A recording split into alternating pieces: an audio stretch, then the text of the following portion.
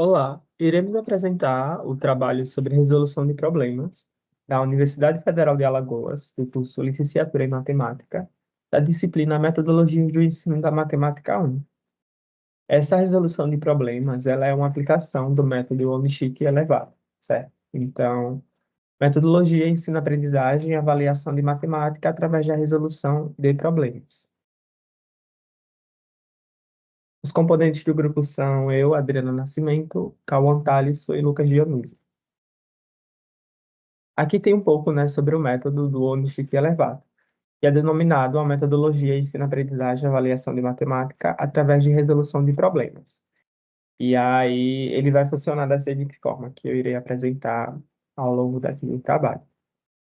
Aqui tem o que dizem, né, as autoras sobre essa resolução de problemas, onde ela fala que nessa metodologia, a Levato e Onishi, ela recomendam que a resolução de problemas seja o ponto de partida para as atividades matemáticas em sala de aula, indo ao encontro do que constitui o fundamento do ensino de matemática através da resolução de problemas. Então, avançando aqui, a gente tem o contexto, né, dessa aplicação, onde ela é dividida em 10 etapas. Então, ao longo da apresentação, a gente vai saber direitinho como é que funciona essas etapas. Temos aqui a figura 1, né, onde é o fluxograma com estruturação da resolução de um problema. Então, a gente vai pegar o problema, a gente vai fazer o quê? Iremos ler o problema, interpretá-lo, né, definir o que está sendo pedido, certo? Depois identificar as grandezas, né, que são estabelecidas, elaborar uma estratégia de resolução, executar essa estratégia e fazermos o seguinte questionamento. A gente obteve alguma solução? Se sim, essa resolução ela condiz com o que está sendo pedido? Se condiz, então o nosso problema está resolvido. Temos aqui a competência geral da BNCC, né, que é trabalhada nessa resolução de problemas, que é a competência 2. Temos também as competências específicas da matemática, do ensino fundamental. Então, a gente vai estar aplicando essas atividades no ensino fundamental.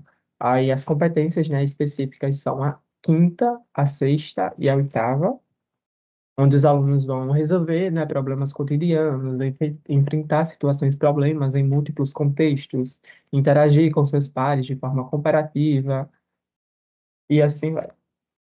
Aí aqui a gente tem a aplicação, né, da nossa proposta, onde pode ser aplicada no oitavo ano do ensino fundamental e pode abordar o conteúdo sistema de equações do primeiro grau. E aqui a gente tem a habilidade que pode ser desenvolvida ao elaborar, ao aplicar essa proposta.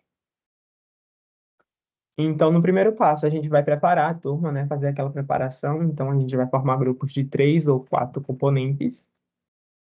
Aí, no segundo passo, o professor vai propor um problema. Então, esse problema que a gente vai tratar aqui nessa apresentação vai consistir nesse problema gerador, que fala que, no início de sua manhã de trabalho, um feirante tinha 300 melões, e ele começou a vender ao preço unitário de R$ 2. A partir das 10, ele reduziu esse preço em 20%, e a partir das 11 horas, passou a vender cada melão por R$ 1,30. No final da manhã, ele havia vendido todos os melões e recebido o total de R$ 461. Aí, a alternativa A, ela pergunta o quê? Qual o preço unitário do melão entre 10 e 11 horas? Já a alternativa B, ela pergunta aqui, sabendo que 5/6 dos melões foram vendidos após as 10 horas, calcule quantos foram vendidos antes das 10, entre as 10 e 11 e após as 11 horas. Então, esse foi o nosso problema gerador.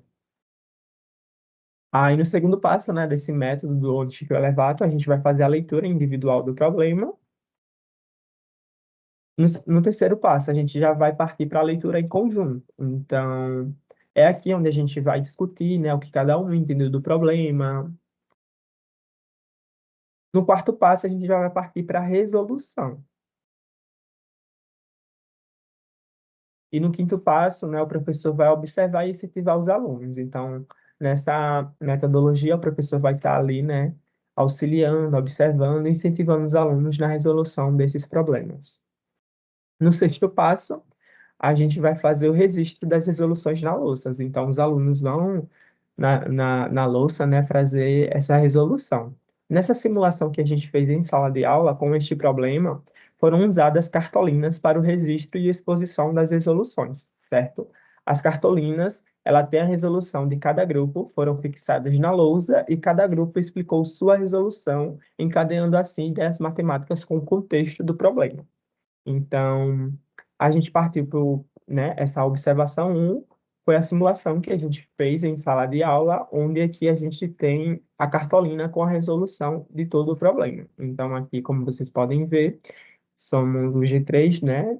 Eu, Adriano, o Cauã e o Lucas. Aí aqui a gente tem a foto do problema e toda a sua resolução, certo? E agora o Lucas e o Cauã vai explicar como que a gente resolveu esse problema.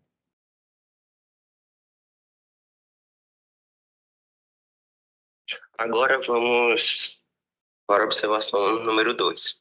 A resolução detalhada dos problemas que estavam na cartolina. Começando pelo quesito A.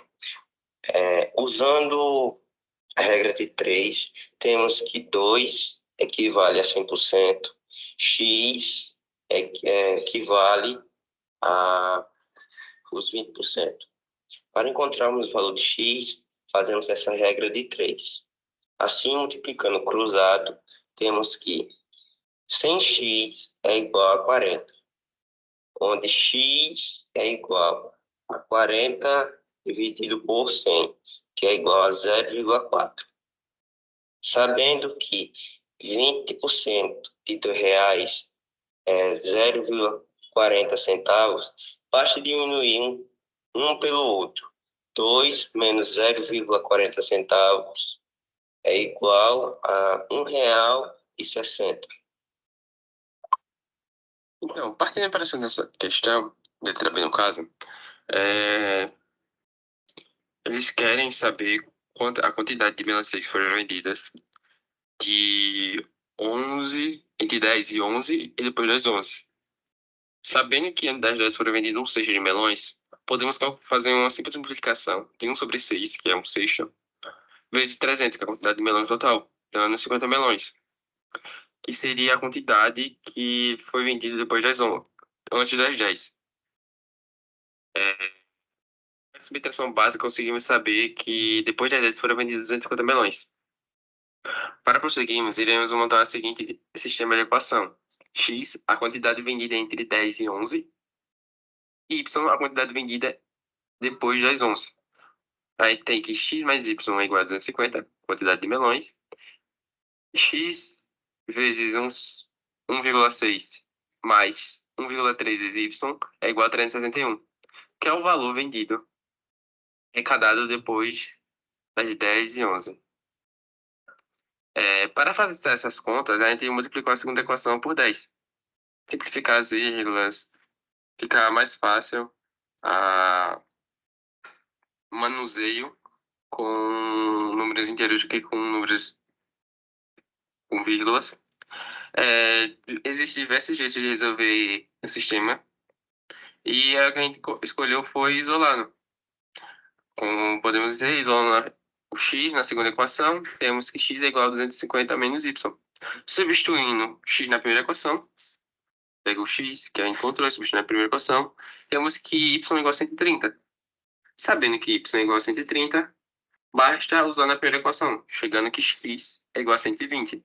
Então, depois entre 10 e 11 foram vendidos 120, e depois das 11 foram vendidos 130 melões.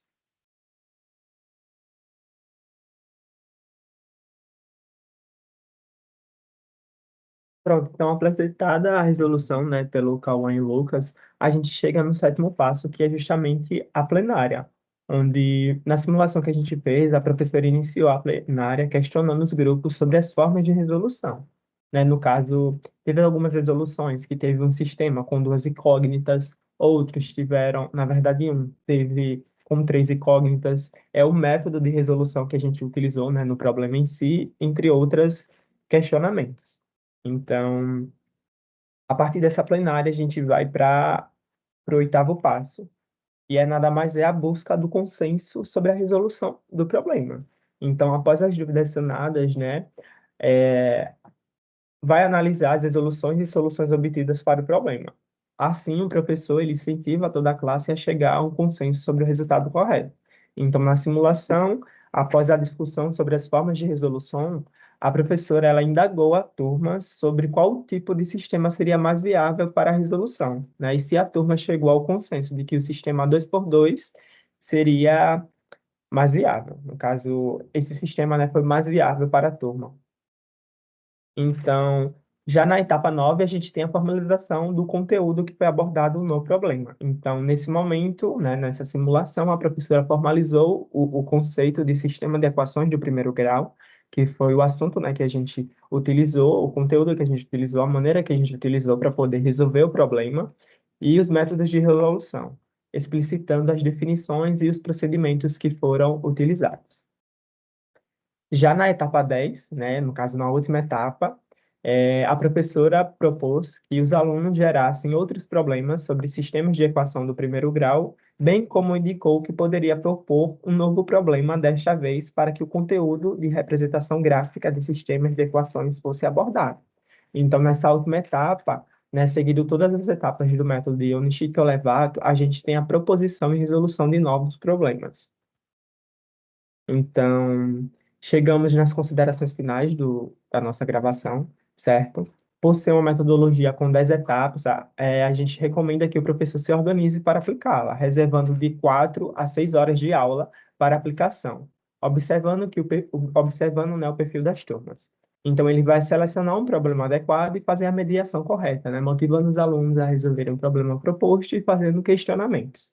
E é fundamental que o professor compreenda o papel de cada etapa da metodologia, seguindo e acompanhando todo o processo, pois implica ensino, aprendizagem e avaliação. No mais, é isso e até a próxima.